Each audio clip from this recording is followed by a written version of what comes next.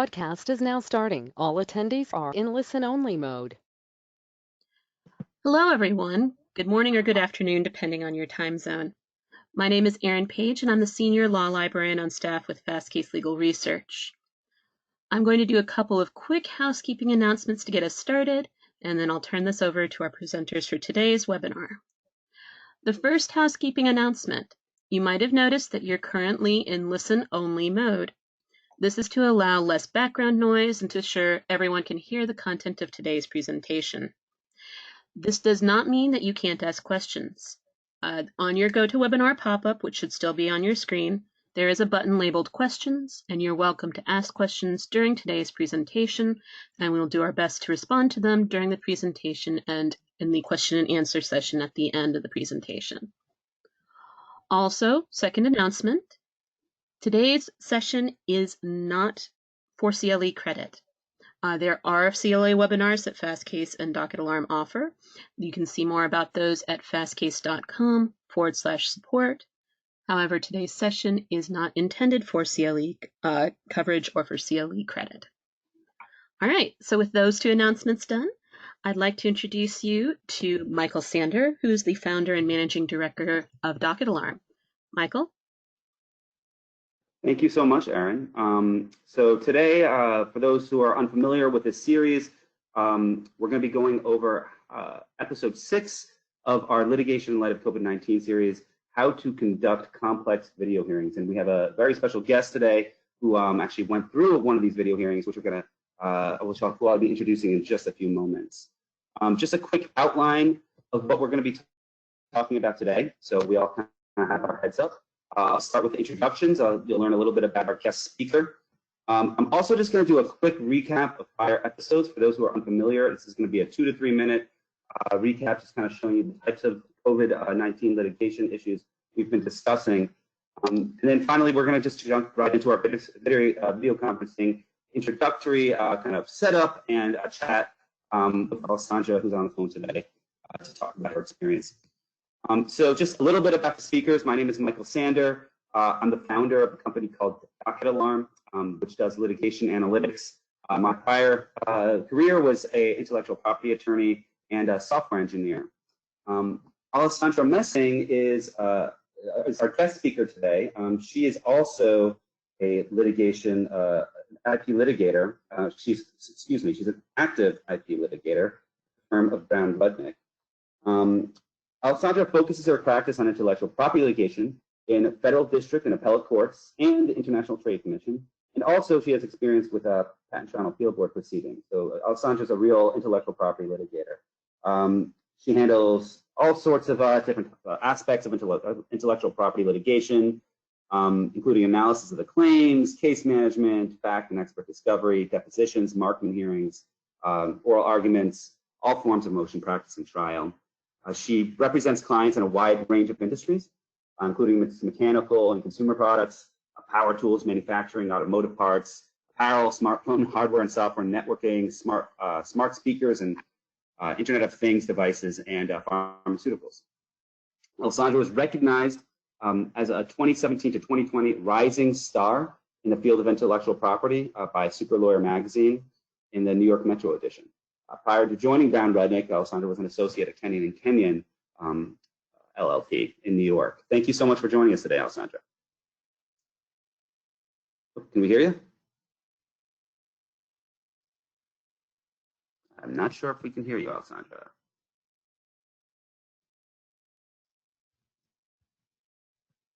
You're welcome. Thank you for having me. Great. Awesome. Okay, great. So we're just we'll get back to Alessandra in just a few minutes. Also, just as far as timing for today's episode, I think we're going to probably go 30 to 40 minutes today. But before we jump into the video conferencing, just a quick recap of prior episodes so you get a sense of what this series is really all about. One of our first episodes we did was all about standing orders and continuances. We've also done legal analytics on criminal motions for release from prison, showing how often those are coming up. And also we've done other things like looking at specific practice areas like class action cases, which was 2 weeks ago, and then intellectual property cases.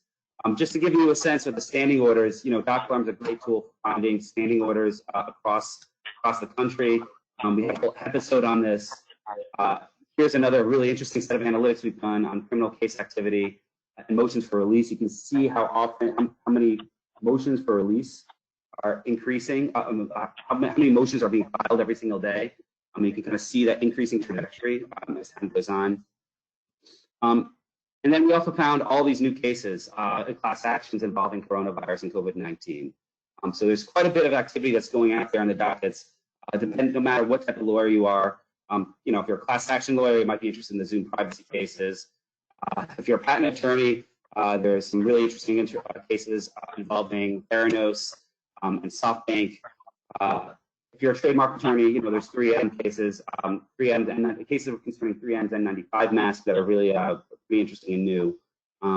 So there's quite a bit of material going on, and the series is going to continue developing both these practice area focused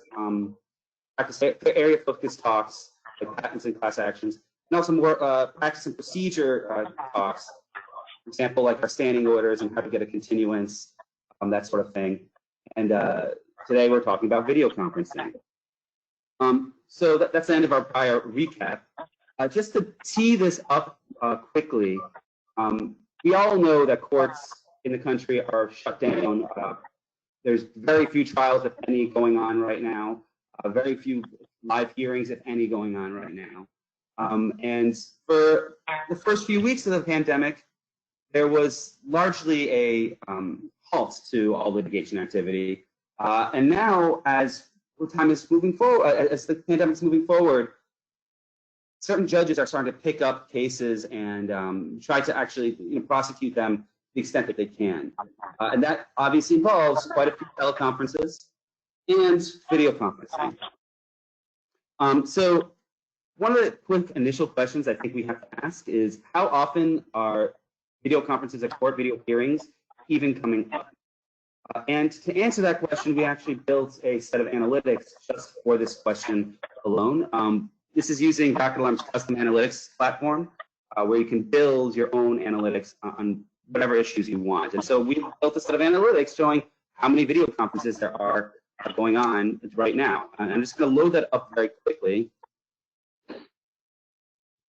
Right now, we're showing you basically the different types of cases where there are video conferences or teleconferences going on. You can see, contract has the most number of cases. But I'll just put a caveat on this. This is for for federal cases only. So there's quite a few different types of cases that are either having teleconferences or video conferences in them. We can see which practice areas actually have the most video conferences compared to others. Healthcare, interestingly, has quite a few. Prisoners have more, and then other practice areas have fewer.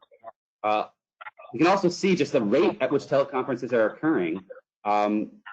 These are basically a chart showing how many teleconferences are occurring in court, taking a statistical sample of cases. And you can see clearly, in March and April, the number of teleconferences increased dramatically. Going down to video conferences, what I found interesting, this is the video conferences over time. The increase in video conferences has not been that dramatic. It actually appears that the courts, while they're definitely leaning towards teleconference, having many more teleconferences, there aren't that many video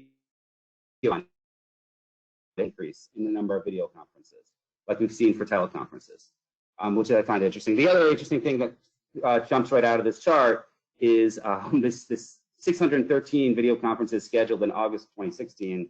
I actually looked into that. That was a large class action lawsuit involving many, many different cases. And there was one large video conference that was set for that one action, one collective action. So this is just kind of an example of the interesting data you can see when you use analytics.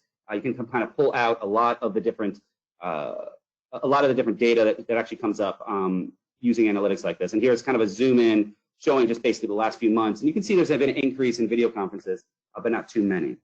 So that's just kind of the teeing up what we're going to be talking about today. And just load up the slides again. And really, that's kind of just showing that while teleconferences are relatively common, especially now, video conferences are less so. And I think it's pretty interesting for attorneys who are in litigation to learn about how they actually are conducted, because even though they have not ramped up as of yet, we expect that they probably will as this pandemic actually continues going forward. So with that, that's the end of the presentation. I actually want to now open it up to Alessandra, and I'm going to stop sharing my screen. And hi, Alessandra, how are you doing today?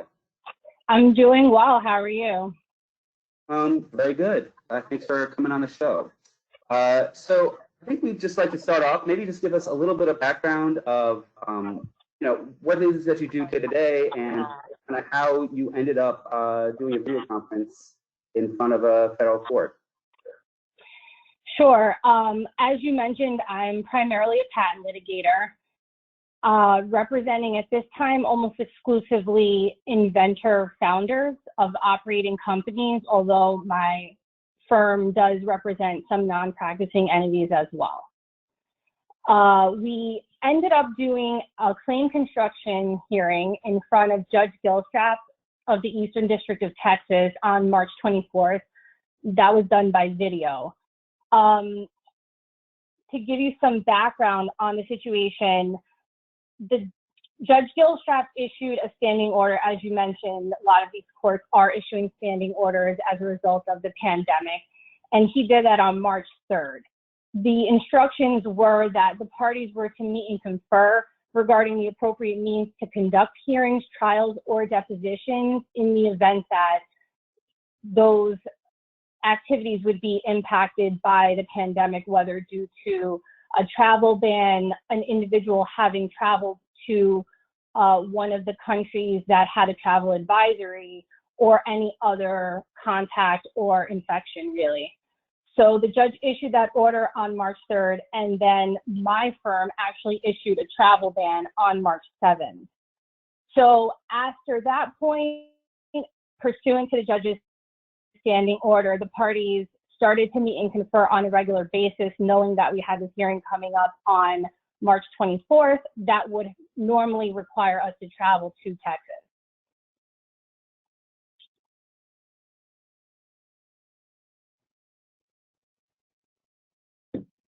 Thank you. So let me just get this straight to get the timeline of events. You had a hearing that was scheduled probably long ago in 2019, and then the standing order then came out, and then you kind of had to discuss, and then your law firm had an additional. Sorry, just to get the timing right. The standing order came out after or before your law firm had the So the standing order initially issued on March 3rd, and a few days later, my firm issued a travel ban. But I should back up and say, my firm had been closely monitoring the situation with the pandemic, of course, for really since late January. So once the judge's standing order issued, we started to meet and confer with the other side on essentially a weekly basis at that point. However, we really hadn't come to any agreement as to how to handle the hearing because the opposing law firm didn't have a travel ban. And at that point, none of the states had yet issued their stay-at-home orders or shelter-in-place orders. So it really took until March 16th, which was a week prior to the hearing, where we did meet and confer again, and were able to come to an agreement as far as requesting leave to conduct the hearing by video from the court. So we did file. Go ahead, sorry. So let me just understand this. You decided not to delay the hearing at all, and just to go ahead with the pre-existing dates. And then there was some horse trading going back and forth among the council of exactly how and when to do it. Is that right?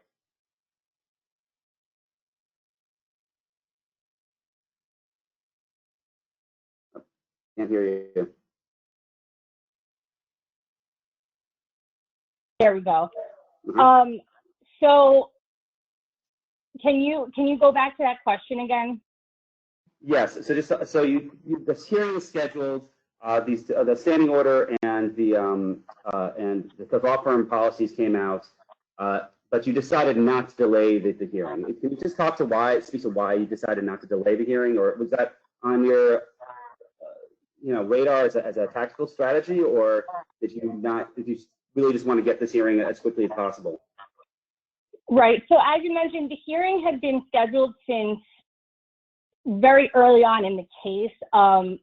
It was probably in the neighborhood of May of 2019 that the hearing had been on the docket. So strategically, no, there was no way that we were going to push the hearing date back, because it would have implicated all of the remaining deadlines in the case, and it's extremely important for us to maintain our trial date in this matter, which is currently scheduled for September of this year.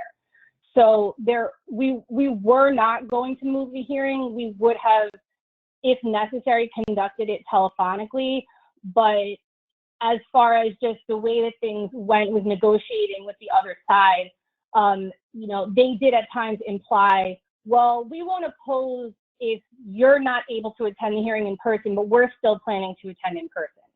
And that was the disparity that we noticed between how things were being handled in New York versus how things were being handled in other parts of the country, because opposing counsel is located in Orange County, which in a way was surprising to us, knowing that California had, one of the earlier larger scale outbreaks. So it was a little bizarre the way that things went, but at the same time, of course, everybody's going to use these situations to their client's advantage if they can.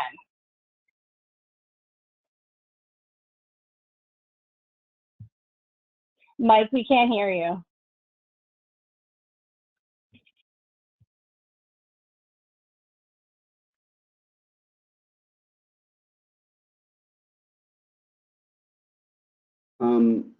Okay, there we great. go.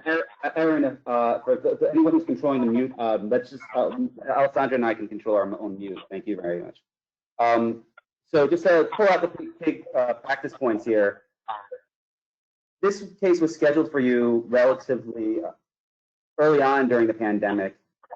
So where some people were able to travel to the hearing and some people were not, and they made an offer for you to appear telephonically, but there's clearly one side is at a disadvantage if one is appearing via video conference and the other one is not. And you basically pushed for saying, no, if we're going to appear by video conference, you have to appear by video conference too. Is that kind of was your argument? Generally, yes.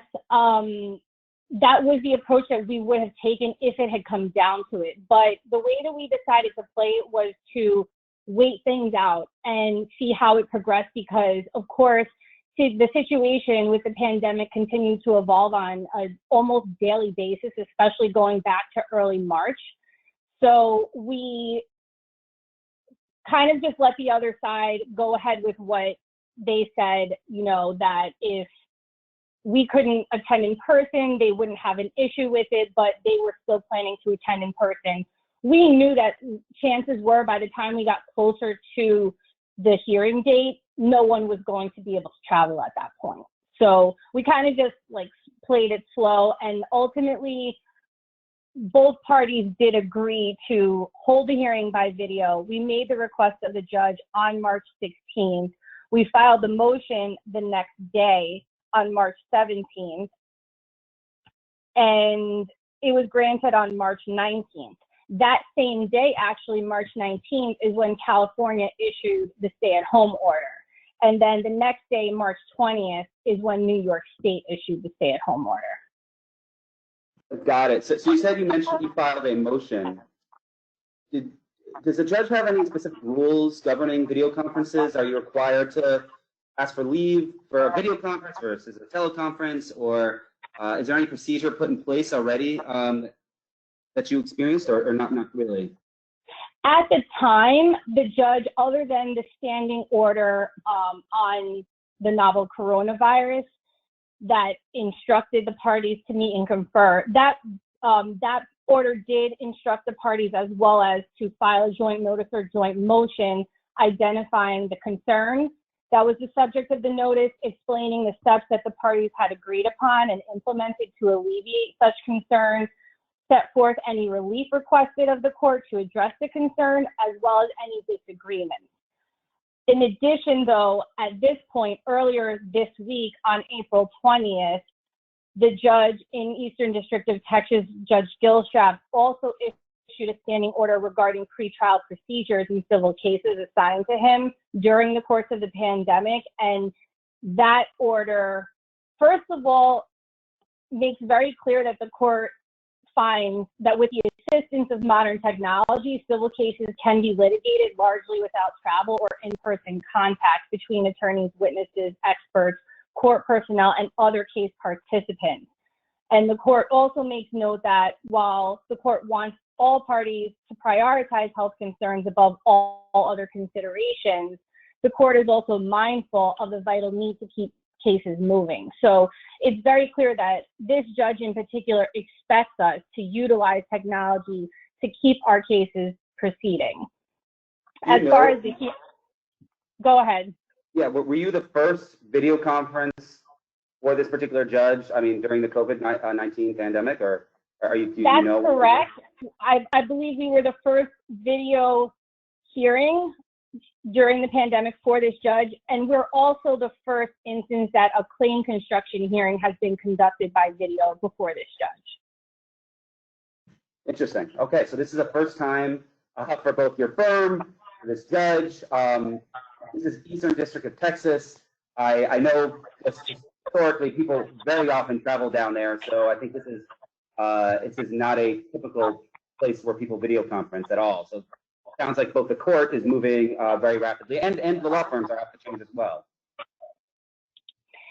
That's correct. And as I mentioned earlier this week, the judge issued another standing order where he stated that no in-person hearings will be held for any case where one party has lead counsel subject to a shelter-in-place order, stay-at-home order, no travel order, or any other similar order. So all hearings at this point are being conducted by video or telephonically in this court. Amazing. So they went from literally none to 100%. And they've also kind of taken the position that if one side appears by video, the other has to as well. We'll see if this extends to other courts. So kind of going through the mechanics, once we have this set up, we have the, kind of the ground rules that both sides have to appear by video conference. You want to just go through a little bit about mechanics of setting up the call? Does the court give you a Zoom, or do you provide your own? Also, Alessandra, just can you mute yourself when I'm speaking? I think there's a lot of feedback. I'm not sure if it's coming from me or you. That sounds a lot better, actually. I don't hear any. So yeah, I just kind of wanted to know the mechanics of the setup of this. Did the judge kind of reach out and give you their own conference line? Did the law firm set that up? Did the clerk reach out to you a week before, a day before, or 2 hours before to kind of help set up the technical challenges? Kind of how does one even go and set up a video conference with the court? In our case, once the judge issued the order granting our motion for leave to hold the conference or to hold the hearing by video, the clerk did reach out to us a day or two later. So this was, I believe it was probably March 21st, where we initially heard from the clerk indicating that the court would provide a link to the video conference. The court does have a setup, the technology set up at this court, particularly to hold the hearing or hold the conference by video. And it was, I believe, WebEx. However, in this instance, there wasn't the capability to do screen sharing. So that's just important to note, because as far as a slide presentation, we were not able to put up slides as we were speaking. We had to provide that to the judge in advance. And actually, the judge's standing order that issued earlier this week on the 20th requires that any slides are provided 36 hours in advance. So that's something that, is a new requirement. The clerk also offered the opportunity to test out the system ahead of time. So the day before, we did run that test, and I would highly recommend, of course, that if anyone is doing a conference like this by video, you go ahead and do that test ahead of time, because I could just tell you, based on my experience, we ran the test, everything was pretty good, all the audio was fine, and then the day of the hearing, just before, when I logged into the system, I was told that on my end there was a lot of feedback, and I had to make some last minute changes that, of course, were very nerve-wracking when you are right about to, you know, have the judge enter the room and you're about to begin your presentation. So I guess the practice pointer there is to be able to go with the flow, be able to make changes at the last minute if necessary, and to be flexible, because as we've seen just by doing this video webinar here, things don't always go as planned. You might have some issues hearing. You know, the judge in a few instances did let us know that he couldn't hear us very well, and we had to make those adjustments on the fly. So just be prepared for that and be able to make those changes and not let it trip you up if possible. Great. So just so we get a sense also of the setup, you were doing this from home, is that right? Or did you, and were you on an iPad, on your computer, or, oh, and also just mute yourself when I'm speaking, if that's all right. It's another one of these, it just is helpful for the feedback. So yeah, we kind of wanted to get a sense of the clerk called, you spoke to the clerk a day or two before, you got things set up, things did not work as planned, but where were you when you were doing this? I mean, there's a shelter in place, you're doing this from your home, not from your office, is that right? That's correct. So I was doing the hearing from the exact place I am right now. So what you see here is what was seen by the judge and the clerk, and that's where there was a bit of a difference going on, because, you know, like one little thing I'll note is, you know, keep in mind that this is going back a month ago, and the situation was different in New York versus other parts of the country. And when we logged in to do the test the day before, the clerk was frankly surprised to see that everyone on the plaintiff's side, the rest of my team, were each doing, you know, planning to do this hearing in separate locations individually from their homes. And it was very telling for us to see the surprise coming from the clerk, because clearly not all parts of the country were experiencing what we were experiencing in New York. So I guess once he got over the initial shock, everything was fine. The judge didn't seem to have any concerns or any issues with it the day of, but what was interesting was opposing counsel located in Orange County all decided to go into their office and conduct the hearing together. So they had their podium set up. They tried to make it, you know, as close to a courtroom experience as they could, whereas clearly on our end, everyone was separate. So strategically, the main disadvantage was that they were able to, the other side was able to confer during the course of the hearing with each other, whereas my team, you know, we did our best to confer through messaging, but really for the most part, each of us were on our own when we were presenting our arguments. And we didn't have that added benefit of being able to discuss with our team members during the course of the hearing. Got it. So just, can you mute? So just, this makes a lot of sense. Just to give people some context here, I wanted to just kind of get into how this hearing went, without going into the substance, of course, but were there a lot of questions back and forth with the judge? Did they have this muting problem where one side had to mute each other, or some people had to be careful to mute each other to prevent feedback? And was there I'm not sure how familiar, maybe you can give us a little bit of background on the judge to begin with, but does this judge usually ask a lot of questions and then they ask fewer because of the video conference, or maybe vice versa? Maybe they couldn't hear as clearly, so they asked more questions. Do you think that, do you have experience with this judge? Have you had hearings before this judge before? And if so, do you think the video conference kind of changed the back and forth in some way with the judge, or it didn't really have much effect at all?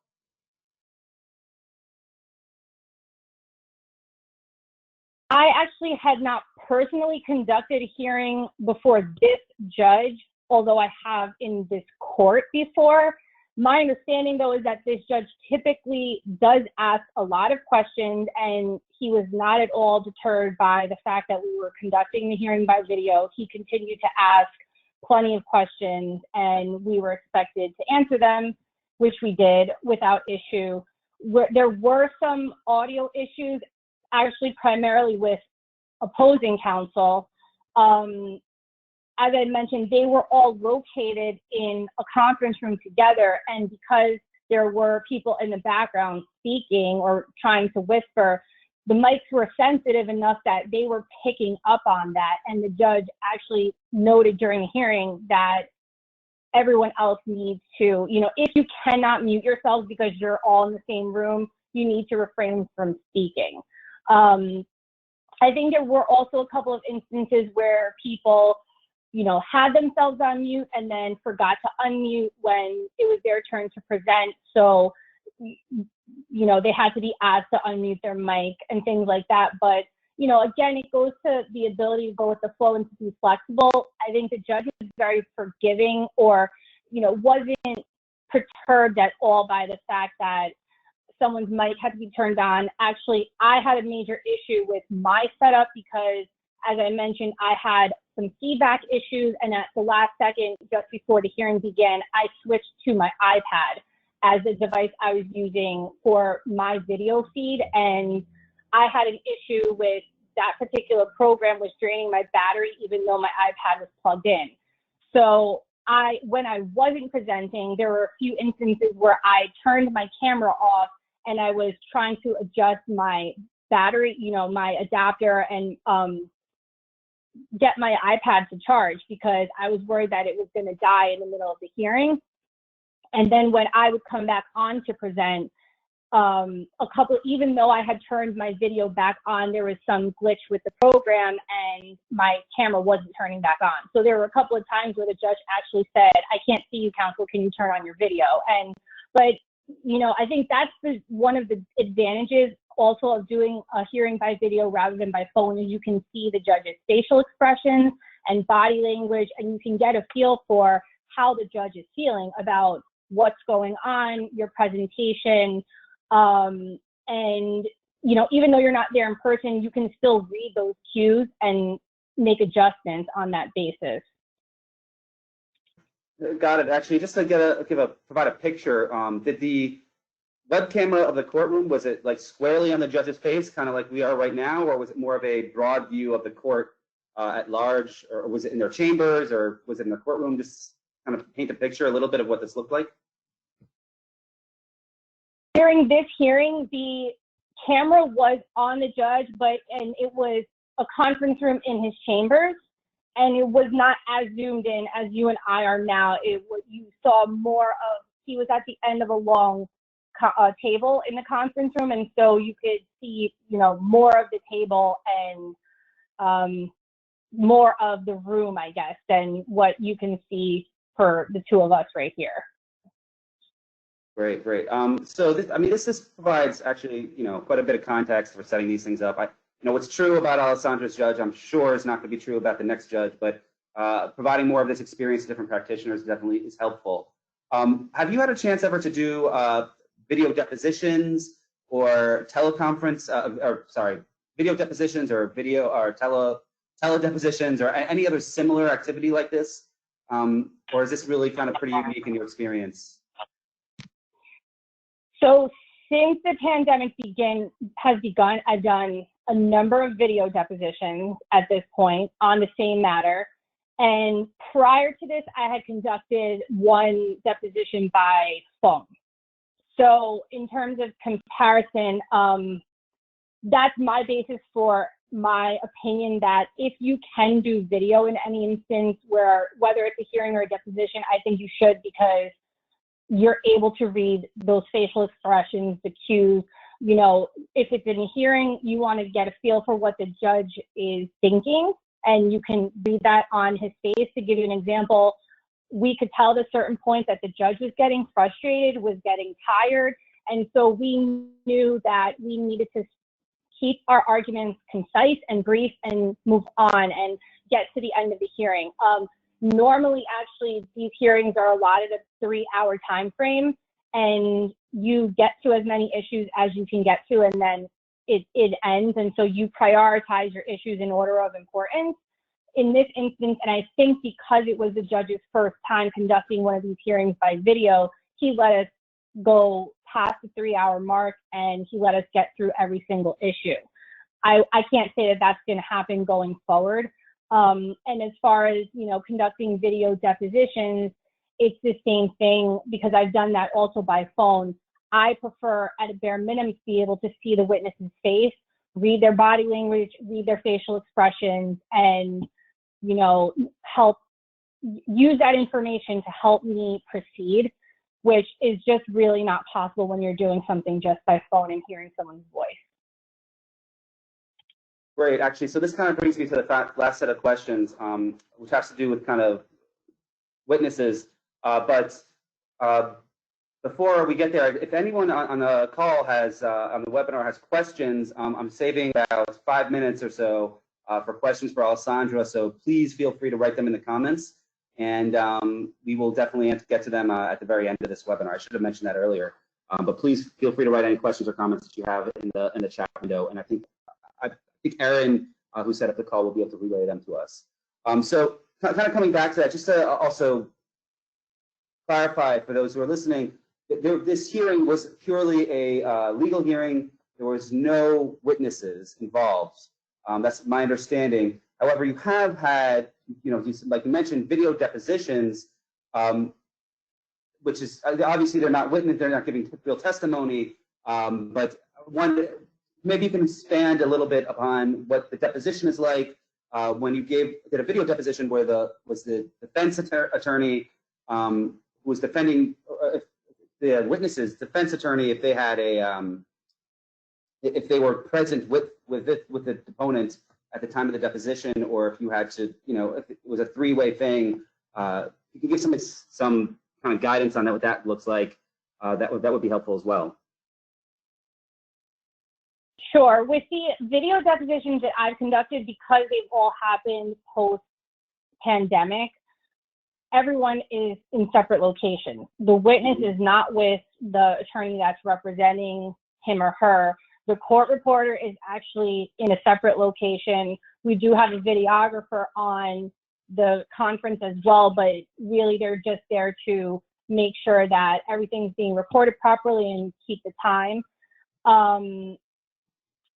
So I think that may be different than other circumstances when I know in other types of cases, particularly workers' comp for a past employer, things of that nature, they can take, in the regular course of these cases, they'll take depositions by video, but here everyone was separate.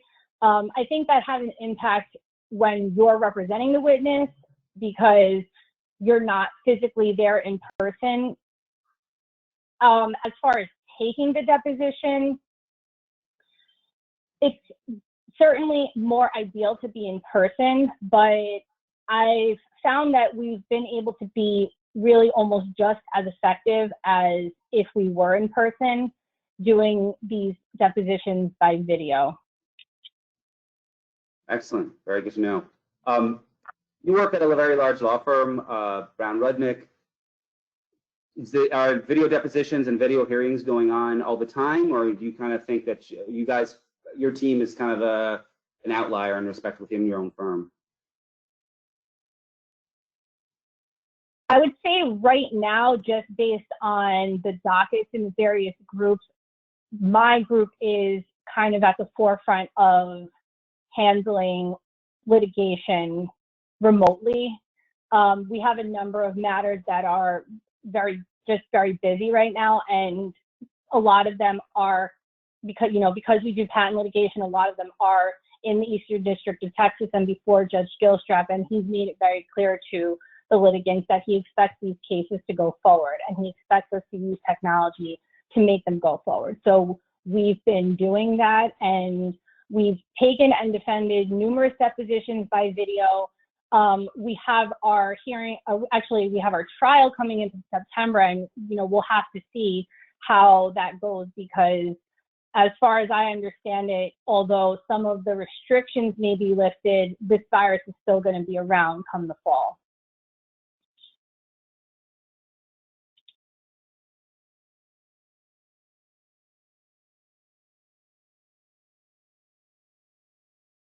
You're on mute. Sorry, we're coming up on time right here. And if you have any practice pointers, to maybe 3 to 5 practice pointers to give to practitioners who are either doing video hearings or maybe even a video deposition, maybe you can, especially if they're doing it from their home without any IT support, maybe you can give 3 to 5 tips on what they can do.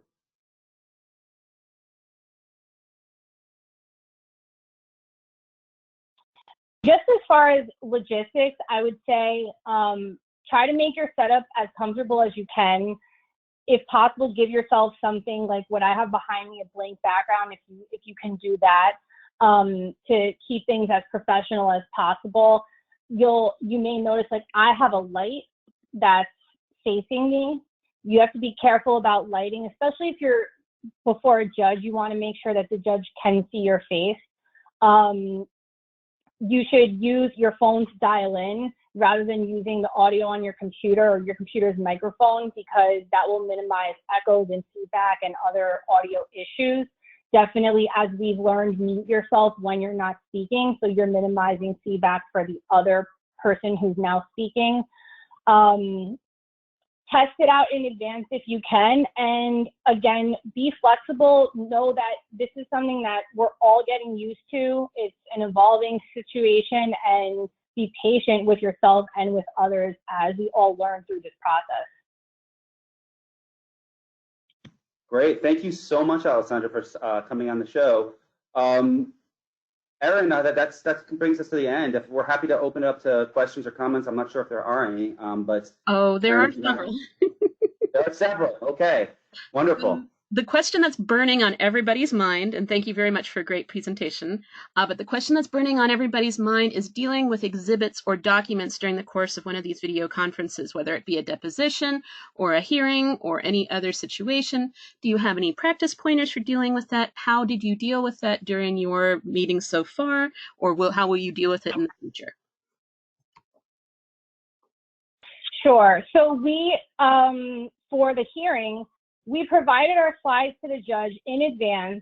I think it was about the day before, but as I noted, the judge now has a standing order that requires submission of those slides at least 36 hours in advance. So one general practice pointer, of course, is to make sure that you're up to date on any rules or standing orders for the court that you're in front of, and abide by them, because that's your responsibility. So we were not able to show our slides during the hearing. We had to refer the judge to the particular pages of the deck that we were utilizing during our presentation. For me personally, I'm generally not very reliant on my slides. I tend not to use them a lot. I'll use notes that I have in front of me, but I try to just speak to the judge and make sure that I'm very familiar with, and I know my material and I know my arguments. So for me, it wasn't such a major adjustment to not be able to have my slides up, but I know for other people that may not be the case. So my tip would be to familiarize yourself, prepare as much as you can, and be prepared that you may not be able to use your slides during the presentation and have them up. You may just have to get used to referring to the particular page and using, having the judge have that hard copy in front of him or her. As far as depositions, we've been using a program called eDepose. So it's DEPOZE. So it's spelled with a Z instead of, I guess, an S. And that very nicely replicates the hard copy experience of using exhibits during a deposition, marking them, introducing them to the other side, publishing them to the other side. And it's not a screen share. So once you mark the exhibit and distribute it, the witness gets their, and the opposing counsel and the court reporter each gets their own copy that they can manipulate themselves. So I would recommend that program or anything similar. I know the various e-discovery vendors some of them have their own platforms for that. I actually really like it a lot and probably would aim to even use it once the pandemic ends and we're back to doing depositions in person. I now have a preference for it, actually. As far as presenting exhibits during a hearing, I can't really speak to that specifically, but I would imagine there are similar programs that are available for a hearing, or again, you might have to just be prepared to provide hard copies to the judge in advance, mail them over and refer to them during the course of your presentation, or if you're questioning a witness during the hearing, doing that in a remote setup. So everyone having their own individual copies, but that's what you would do in a courtroom anyway. So it's really not all that different. Okay. Thank you.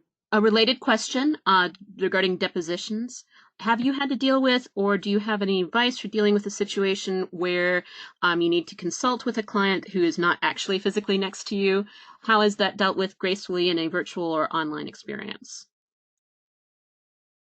So we've, not me personally, but someone else on my team has been in that situation on the opposite end where there was a bit of a dispute during the deposition about conferring with the witness during the deposition. So I'll just put out there that generally you are not supposed to confer with your client or with the witness about the substance of his or her testimony during the deposition. Now, if your comment is about demeanor, or if there's some information that needs to be gathered because they're a 30B6 witness and they have an obligation to be prepared, then I would say that conferring with them on matters like that is permissible and you could request a break. But my advice would be to make sure that the other side is aware that you are going to be conferring with the witness about that particular matter, about collecting information or whatever it is that's within the bounds of the ethical rules, and rather than having some dispute on the record about acting improperly. And my other tip on that would be to take the time to prepare the witness in advance. And you're going to have to do that remotely. I've had to do it a number of times at this point. It can be a little bit more difficult because you're not there in person, but we've tried to do WebExes or other video conferences so that way we can speak to the witness as close to as we would if we were in person, and make sure that we cover all the material that we expect to come up during the deposition so that there really isn't a need, hopefully, to confer in the middle of it, because you're not really supposed to be doing that. Excellent. Next question. Speaking of eDepose and other programs of that nature, do you have any recommendations? You just mentioned WebEx, or GoToWebinar, or GoToMeeting, or any of the other brands. Is there any one that you have experienced that has been good, or anyone that you have experienced that has gone over poorly? I have experienced one that has not gone well, but I don't really want to name the vendor on that because I know that they have been working really hard to get their system updated, and I wouldn't want them to lose business when, everyone is having hard times right now. And again, my request is to be patient and to give everyone the benefit of the doubt. So I will say positive experiences I've had have been with TransPerfect, and they actually use Zoom. So you will receive a link from TransPerfect for the deposition, but when you click on it, it's bringing you into the Zoom environment. So I've had good experiences with Zoom. My firm also uses WebEx for our internal purposes or for setting up meetings externally as well. I've had a good experience with that. I'm having a good experience now with GoToWebinar, so I would recommend that as well.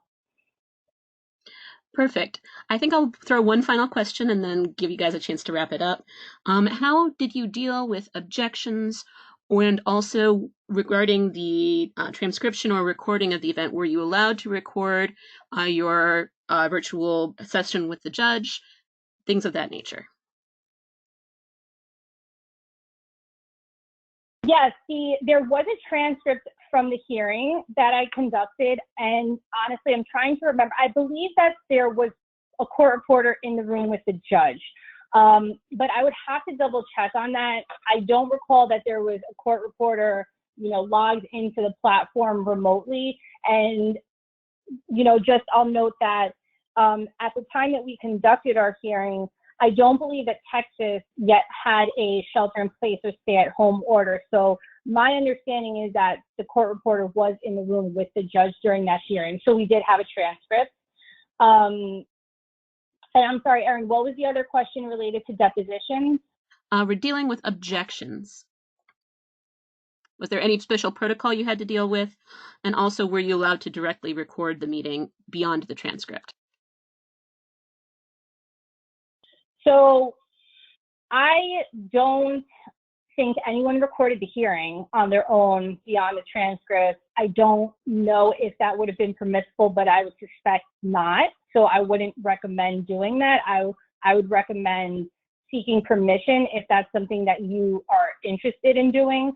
As far as objections during depositions, there was really no special procedure for that other than during preparation, we've instructed our witnesses, my tip to them is to, when you hear a question, take a breath before you respond.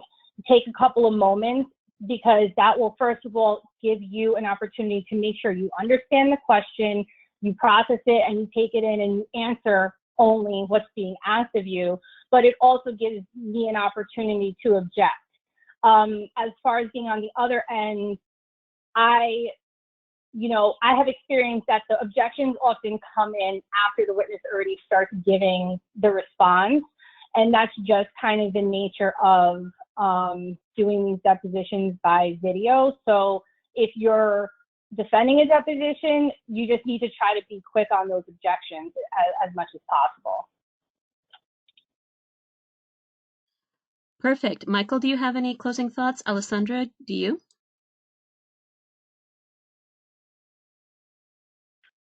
Michael, you're muted. No, I would just say good luck to everyone. Feel free to reach out to me if you have any more specific questions. I'd be happy to answer them to the best of my ability. And, everyone stay safe. And again, just be patient. This is a really tough time for everyone, regardless of your circumstances. I think everyone is going through difficulties right now. So, we have to just keep being patient and understanding with one another. Thank you, Alessandra. So I just want to thank Alessandra so much for coming up. I've left the her contact information up on the screen, so you can note it down. We'll also be sending out the slide deck afterwards, or making it available online. Thank you all for joining. Just to give a pitch to the next episode, we do these every Friday at 12 p.m. The upcoming episodes, we're going to be doing one entirely on video depositions. So if you want to continue learning about how to conduct depositions and hearings and litigation generally, we will have a video devoted entirely to video depositions. I think that's currently scheduled for May 15th, but I have to double check. We're also going to be talking about insurance litigation and insurance coverage. We're going to be talking about journalism in light of COVID-19 and how to cover litigation, specifically how journalists are doing that. So there's quite a few topics. Keep a lookout on your email, and Friday at 12 p.m. We'll be doing these every week. Thank you so much, Alessandra. Thank you, Erin Page, especially for setting this up and managing the questions for us. And we hope to see you all soon next week. Thank you. Thank you all.